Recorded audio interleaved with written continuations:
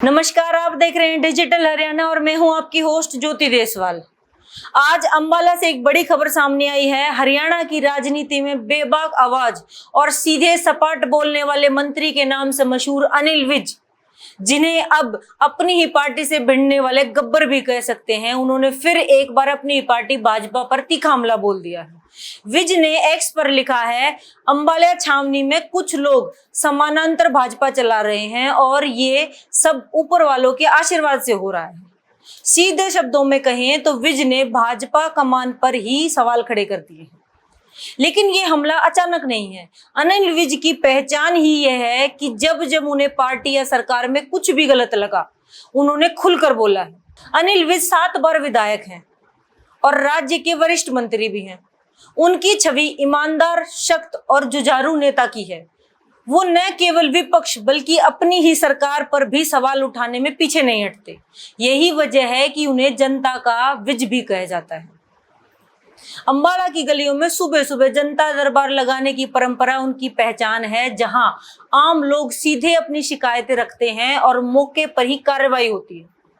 Health minister रहते corona काल में सबसे ज्यादा सक्रिय नेता वही थे।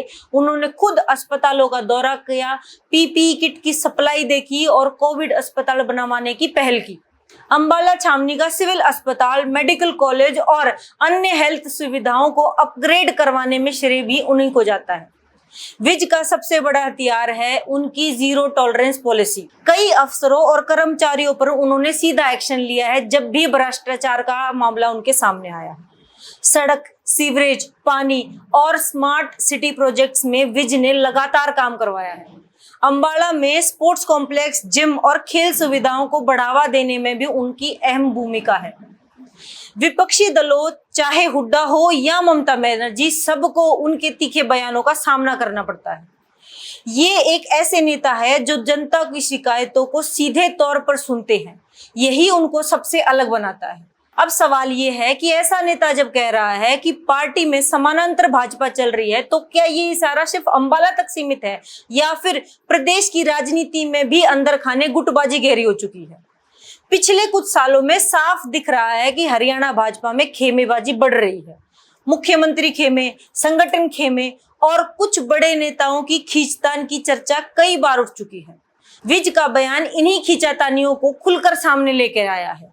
याद कीजिए, ये पहली बार नहीं है जब विज ने पार्टी कमान को घेरा है। कई बार उन्होंने अपने ही मुख्यमंत्री मनोहर लाल खट्टर की नीतियों पर सवाल खड़े किए।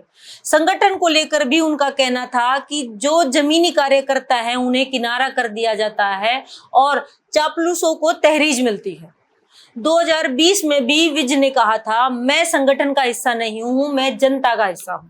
ऐसा नेता जब पार्टी के खिलाफ बोलता है तो सवाल सिर्फ बयान का नहीं बल्कि पार्टी की भीतर की हालात का भी होता है। आज भी अंबाला छावनी और आसपास के इलाकों में जनता का सबसे भरोसेमंद चेहरा अगर कोई है तो वो है अनिल विज। जनता कहती है कि विज काम करवाते हैं और दबंग तरीके से लड़ते हैं। यही वजह है कि चुनाव जीतने में भी उनको ज्यादा मेहनत नहीं करनी पड़ती।